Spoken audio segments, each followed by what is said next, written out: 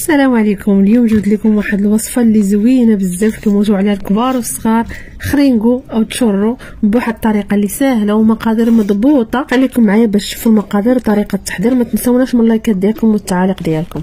واول حاجه انا نعبر بالزلافه. عندي زلافه ديال الماء نص البور، وغنضيف عليها معلقه ديال الزبده ديال الاكل اللي تكون فيها البنه زوينه، كيس ديال الفانيلا الا كان عندكم ديال السائله ديروا معلقه صغيره ديال الملحه، ومعلقه صغيره ديال السكر. صافي غنهز هاد المكونات كامله على النار حتى كيغلى لنا الماء. دوب لنا هذيك الزبده ويغلى الماء، يغلى فاش يغلى عاد نزولوه من على النار.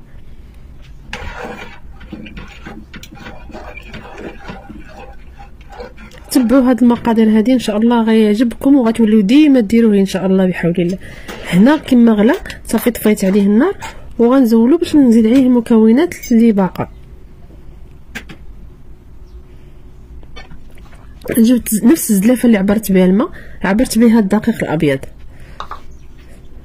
غنحاول نحرك بمعلقه ديال الخشب حيت ما تقدروش تحطوا يديكم حيت الماء راه طايب. نحاولوا نبقاو نضربوا بحال هكا بالمعلقه حتى كتكون عندنا واحد العجينه مجموعه وملزه.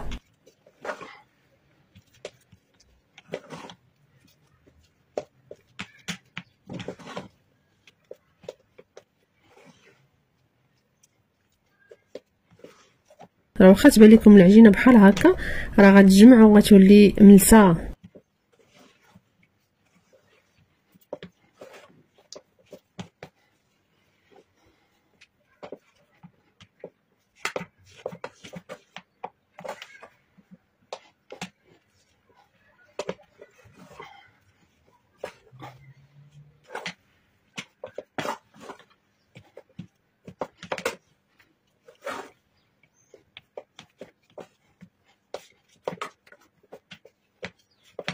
صافي هنا كما شفتوا هانتيا العجينه كي ولات تجمعات تبارك الله ما شاء الله.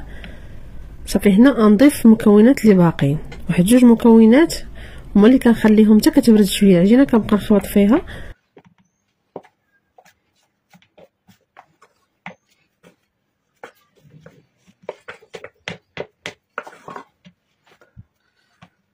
كما شفتوا انا كيفاش كندير، كنحاول نفرق العجينه بحال هكا باش كنحاول نبردها باش ما يتخنصرش لينا البيضه اللي غنزيدو.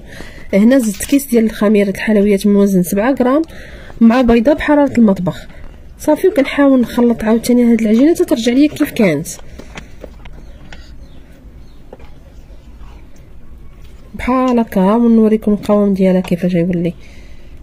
انا باقا كنخبطها مزيان، كنحاول ندخل هذوك المكونات مزيانين حتى كتجانسوا ليا وكتجمع العجينه عاود.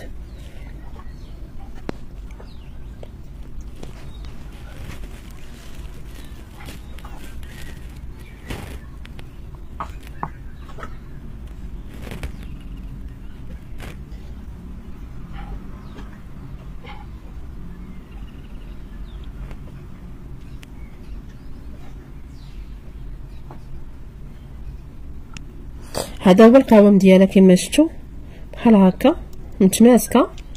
صافي كنجيب اي بوش عندكم وكتخرجوا منه. لا قدرتوا لا كان عندكم غير البوق بلا بوش بحال هكا باش تقدروا تخرجوه من البوق. بوق عادي اللي كنا كنديروا به ديك الحلوه ديال البوق عادي بلا ما تستعملوا البوش. هي البوش كيعاونكم باش كتبقاو تخرجوا كثر. صافي انا نديرها دوائر، نتوما تحكموا في القياس اللي بغيتوها دوائر، بغيتوها دايرين بحال السيجار طويله، اختيار كيبقى لكم. المهم هي العجين تكون ناجحه. ونحاولوا الا درتوهم دوائر نحاولوا نسدوهم مزيان من هاد الجنيبات باش كيتماسكوا لينا ما تجي ديروهم في الزيت يبداو يتقلاو يتحلوا. صافي انا نكمل بهذه الطريقه هذه تنكمل العجينه كامله.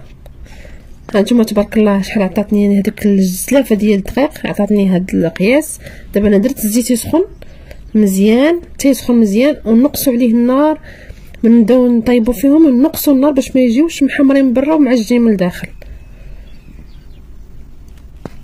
وتجي فيهم هذيك التقرميشه يطيبوا على خاطرهم. الا تحطوهم على النار نقصوا العافيه ديروهم متوسطه بقاو ديروا بحال هكا تحركوهم باش الزيت يدور لهم في الجناب كاملين، وراه ما كيجيوش شاربين الزيت نهائيا.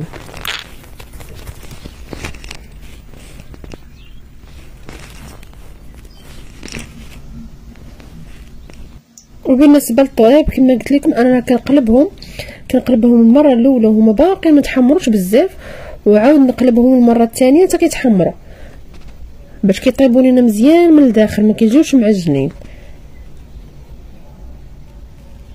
صدقوني البنات عرفتي الا جربتوهم والله حتى يعجبوكم، كيجيو احسن من تاع على برا.